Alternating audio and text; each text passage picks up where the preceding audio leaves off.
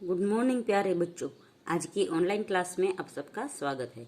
अब आप इस विषय के वीडियोस एक साथ भी देख सकते हैं। इसके लिए वीडियो के नीचे मेरी चैनल का नाम है, तो चैनल में जाके प्लेलिस्ट में जाइए तो इस विषय के वीडियोस एक साथ देख सकेंगे। तो बच्चों, आज की वीडियो में हम सीखेंगे हिंदी कक्षा 9 का पाठ नंबर 2। पाठ का नाम है न्याय मंत्री और लेखक का नाम है श्री सुदर्शन। न्याय मंत्री यानी जो न्याय करते हैं वो। तो यहाँ पर सम्राट अशोक के जीवन से एक प्रसंग लिया गया है कि सम्राट अशोक है वो एक अच्छे न्याय मंत्री की तलाश में होते हैं जो अच्छा न्याय कर सके।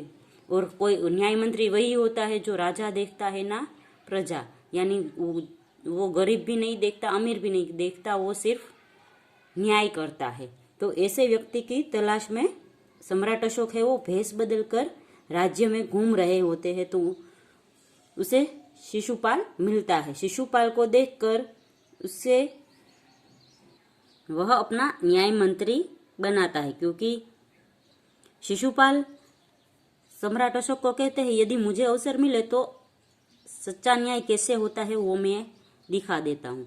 तो सम्राट अशोक है वो उसे अपने राज्य में बुलाते हैं और एक समस्या बताते हैं। तो उसका न्याय मंत्री के रूप में शिशुपाल करता है। तो उससे खुश होकर अशोक है वो उसे न्याय मंत्री बना देते हैं।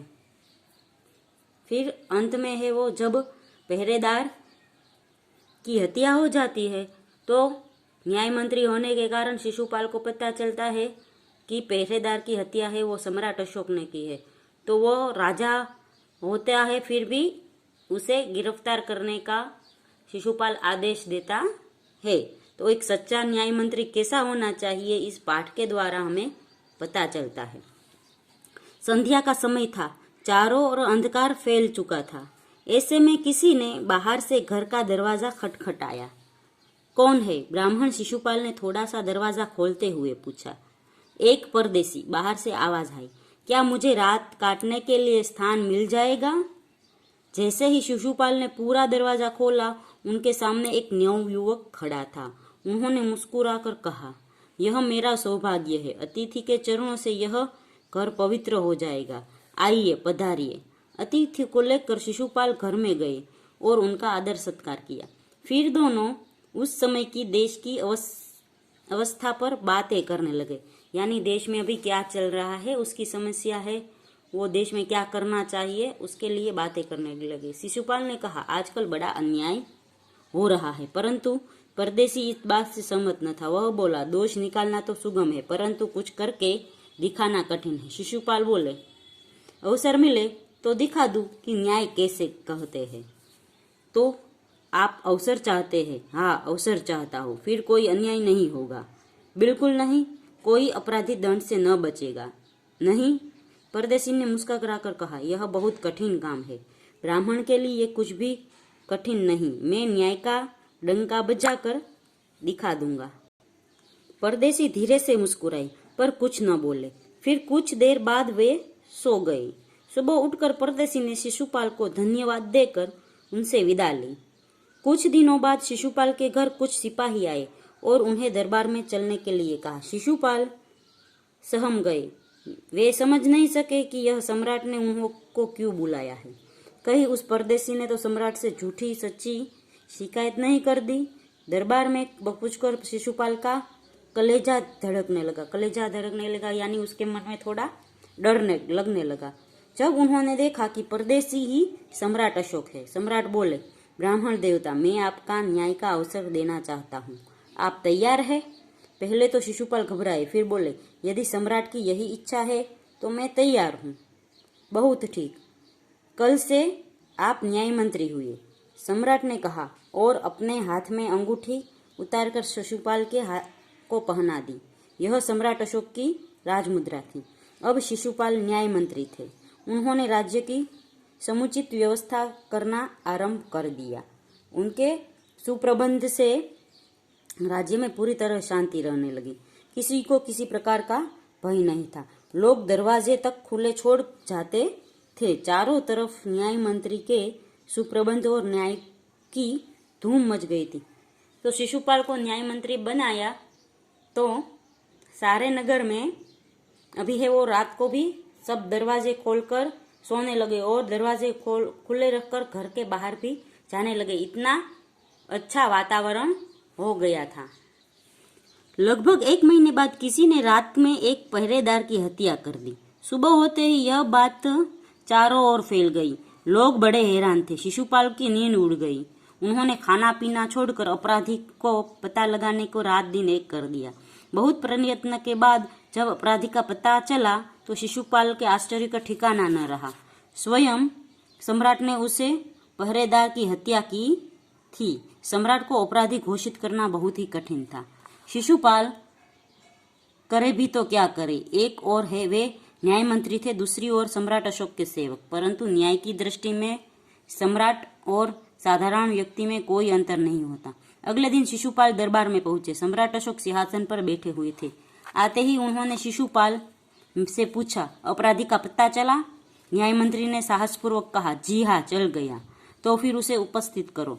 न्याय मंत्री कुछ रुके, फिर अपने उच्च अधिकारी को संकेत करते हुए बोले, धनवीर, उन्हें गिरफ्तार कर लो, मैं आज्ञा देता हूँ। संकेत सम्राट की ओर था। दरबार में निस्तब्धता छा गई। सम्राट का चेहरा क्रोध में लाल हो गया। वे सिंहासन से खड़े हो गए और बोले, इतना साहस? न्याय मंत्री ने ऐसा भाव प्रकट किया जैसे कुछ सुना ही न हो। उन्होंने अपने शब्दों को फिर दोहराया, धनवीर, देखते क्या हो,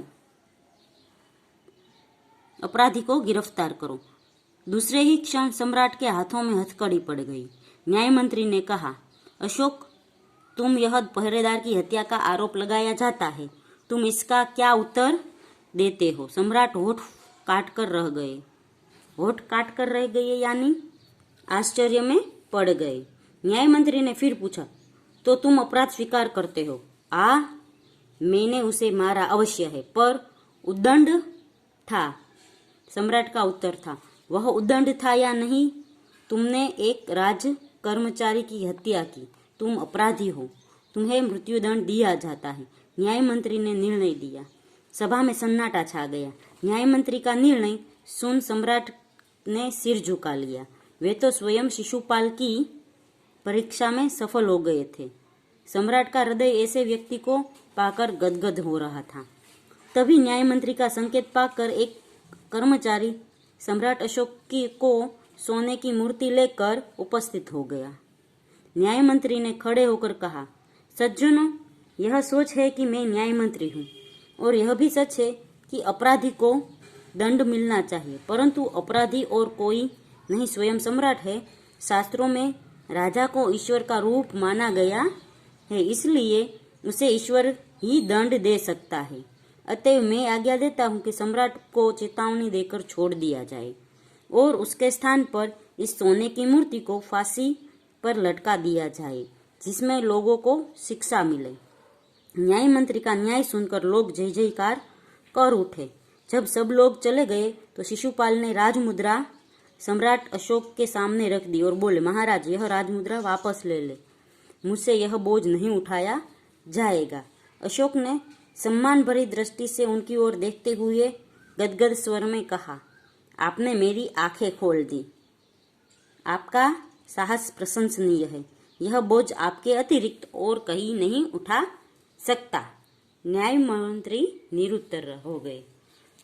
तो न्याय मंत्री ने यह न्याय दिया कि हम है वो राजा को सजा नहीं दे सकते, पर राजा को सजा भगवान दे सकता है, क्योंकि राजा है वो भगवान के रूप में हम उसे देखते हैं। पर वो है राजा की जैसी ही एक मूर्ति लेकर आता है और कहता है कि उसको फांसी दी जाए, जिससे सभी राज्यों के लोगों में यह भय रहे कि न्याय तो सच में होता है। और न्याय मंत्री के रूप में शिशुपाल है वो एक अच्छे उदाहरण साबित होते हैं। तो बच्चों, पाठ यहाँ खत्म होता है। अगले वीडियो में हम इस पाठ का स्वाध्याय सीखेंगे।